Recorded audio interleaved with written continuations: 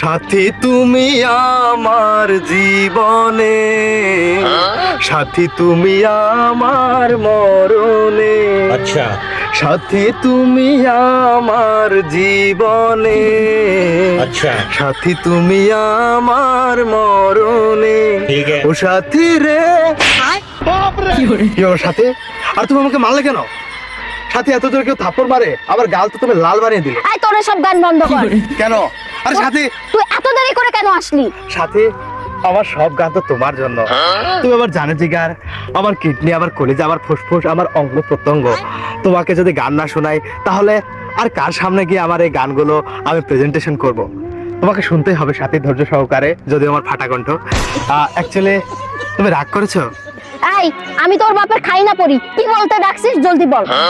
সাথী আশা তুমি রাগ করো না, আমার আসলে লেটটা কি কারণে তুমি জানতে চাইলে না? আমার লেট হয়েছে কারণ আমি ওয়াশরুমে হাঁটতে গিয়েছিলাম, এই জন্য মূলত আমার বেরোতে লেট হয়ে গেছে। সাথে তুমি মাইন্ড করো না, আর তুমি আমার উপর রাগ করো না। এই তোর সব হাগাগির গল্প বন্ধ করে কি জন্য ডাকছিস সেটা আগে বল। এর সাথে মূলত সাথে আমি তোমার কাছে এসেছি বিয়ের প্রপোজাল নিয়ে। মানে তুমি তো আমার গার্লফ্রেন্ড, তো অনেকদিন ধরে রিলেশনশিপে আছি, ভাবলাম যে তোমাকে বিয়ে করব। কারণ সাথে আমার রাতের বেলা একটা ঘুম আসে না, আর আমি যখন ঘুমাতে চাই তখন শীতের মধ্যে আমার পা পাথরের মতো ঠান্ডা হয়ে যায়। তোমার অভাব বোধ করি, তোমাকে আমি ফিল করি, কিন্তু তোমাকে আমি কাছে পাই না। তোমাকে দেখার ইচ্ছা, মনে হয় এই সানগ্লাসটা খুলে দু চোখ মেলে তোমার দিকে সুন্দর করে তাকিয়ে থাকে, কিন্তু কামানের ক্ষমতা নাই 2 টাকা, সে বিয়ে করবে। সাথে তোর বিয়ে নিয়ে তুই থাক, আমি চললাম। কেন সাথে যাও না? শোনো আমার কথা শোনো, তুমি আমার গার্লফ্রেন্ড, তোমাকে বিয়ে করার স্বপ্ন দেখা এটা আমার ভুল নয়। তোমাকে আমি বিয়ে করব। সাথে তুমি কিভাবে ভেবেছো তোমার সাথে প্রেম করবো আর বিয়ে করবো অন্যজনকে? এটা অসম্ভব। এই তোরে না বলছি, তোর এই কাল্লা মার্কা চেহারা নিয়ে আমার সামনে আসবি না, নিজের চেহারা আয়নায় দেখছিস? আবার আসছিস আমাকে আবার বিয়ের প্রপোজাল দিস? হাউ ডেয়ার ইউ ছোট লোকের বাচ্চা। আর সাথে তুমি আমাকে সেজন্য এভাবে অপমান করবে? আর কি হবে এই চেহারা দিয়ে? 2 দিনের এই দুনিয়ায় বললে সব শেষ। কি হবে এত সৌন্দর্য, কি হবে এত বাড়ি গাড়ি অট্টালিকার টাকা পয়সা দিয়ে?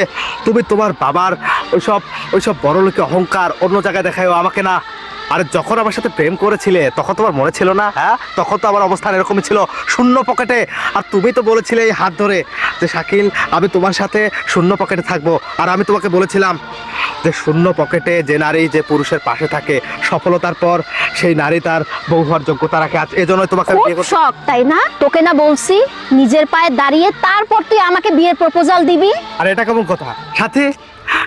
এখন তো আমি আমার পায়ে দাঁড়িয়ে আছি, দেখো এই যে স্যালুট দিচ্ছি, আমার পায়ে দাঁড়িয়ে। দুনিয়াতে সবাই নিজের পায়ে দাঁড়ায়, তোকে এই নিজের পায়ে দাঁড়ানোর কথা বলিনি, তোকে পয়সা কামানোর কথা বলেছি।